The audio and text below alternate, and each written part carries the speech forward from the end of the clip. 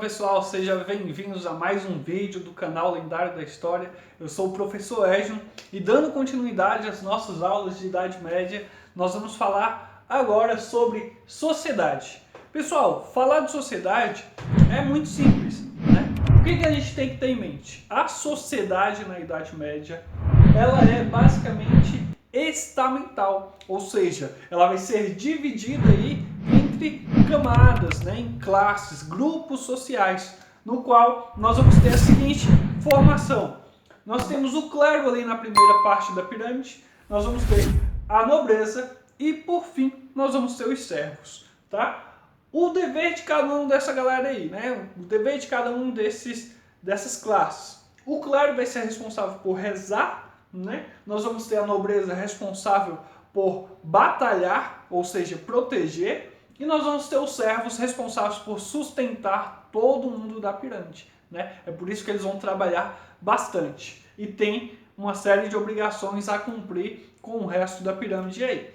Lembrando que falar de sociedade, a gente tem que ter em mente de que a sociedade na Idade Média ela vai ser bastante rígida, ou seja, ela tem pouca mobilidade. O que quer dizer isso? Nós temos aí, o nobre nasceu nobre, ele vai permanecer nobre até o resto da sua vida. Não importa se ele vai ficar pobre, se ele vai falir. O que vai determinar é o sangue dele. A mesma coisa é o servo. Ele nasceu servo, ele vai ser servo pro resto da vida, né? Então, é por isso que a gente fala que tem pouca mobilidade. Pode haver de acontecer? Pode até haver de acontecer uma certa ascensão aí. Porém, não é com muita frequência que isso vai acontecer, tá? Por isso que a gente fala de pouca mobilidade. E aí lembrando que a sociedade em si ela vai ser hierarquizada. O que quer dizer hierarquizada? Ali dentro do clero, né, na partezinha do clero, nós vamos ter uma certa divisão também. Nós vamos dividir ali em baixo clero, ou seja, os padres, os freis, os franciscanos, os mais baixinhos, né? E nós vamos ter o alto clero, que são os bispos, os bispos e os papas, tá bom? E aí, dentro da nobreza, nós vamos ter aquela divisão lá desde a dinastia carolíngia, né? Que nós temos aí os condes, os marqueses, os duques. Nós vamos ter uma série de senhores feudais com títulos de nobreza que foram cedidos aí, tá bom? São os nobres da espada, tá bom? Galera, outra coisa, as características culturais dessa galera aí. Nós vamos ter o teocentrismo, no qual Deus é o centro de tudo. Ele vai explicar todas as situações daquele período. Ele vai explicar o porquê do poder do rei, o porquê do poder da nobreza, o porquê de algumas doenças, o porquê de uma série de coisas que vai estar acontecendo durante esse período da Idade Média. Outra coisa, nós vamos ter um controle educacional, já oriundo de quem? Do teocentrismo. É mais fácil você controlar a igreja, né, fazendo com que a educação, controlar a igreja não, controlar a sociedade em si, por isso que eu coloquei aqui, controle social, por questões religiosas. Lembre-se que Deus, ele explica tudo. Então, é aqui que nós vamos ter o surgimento daqueles padres copistas, né, responsáveis por copiar a Bíblia, responsáveis por traduzir a Bíblia para algumas línguas, né, e só eles vão ter aquele acesso. Lembrando que esse controle educacional, ele é justamente para que nem todos tenham acesso a essa educação. Lembrando que quem vai ter mais acesso à educação é o pessoal nobre, né? Um pessoal que tem um sangue bacana e um sangue que serve para receber a educação de acordo com os parâmetros aí da igreja. Falando ainda do teocentrismo, né? Nós vamos ter aí a crença na Santíssima Trindade.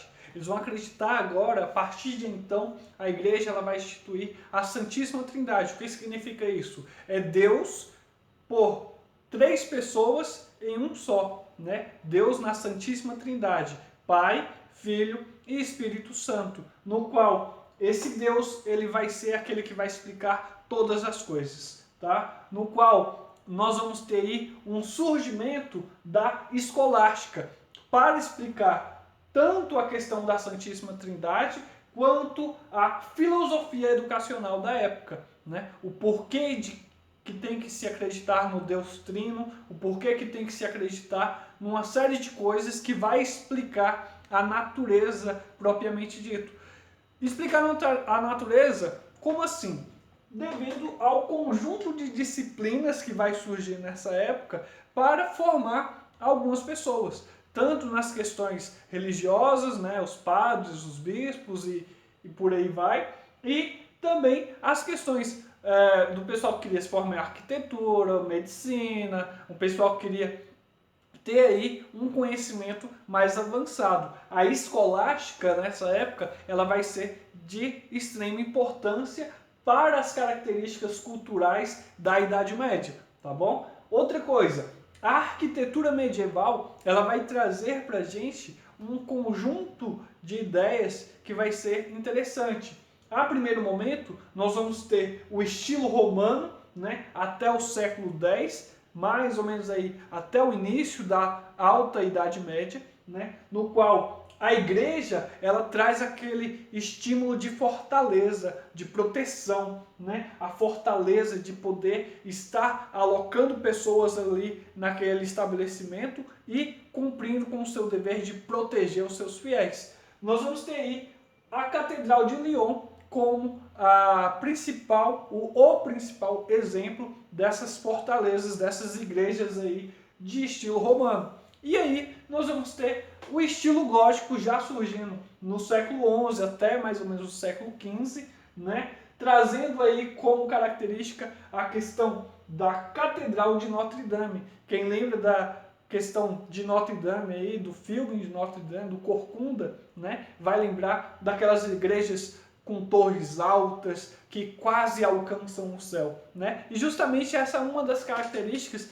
que vai ser interessante, porque essa catedral ela tem aquele dever de mostrar de que quanto mais próximo do céu, mais você vai alcançar Deus, né? E aí, quem lembra daqueles gárgulas que ficavam ao redor das igrejas do Corcunda de Notre Dame, né? Aqueles gárgulas, eles significam o seguinte, eles falam o seguinte, ó, por mais que você esteja na igreja, o pecado está rodeando essa igreja, né? Então é por isso que aqueles gárgulas estão ali presentes, beleza? Pessoal, a sociedade em si, ela não é difícil de entender. É só seguir esse esquema, né? E aí você vai entender como que é a sociedade na Idade Média.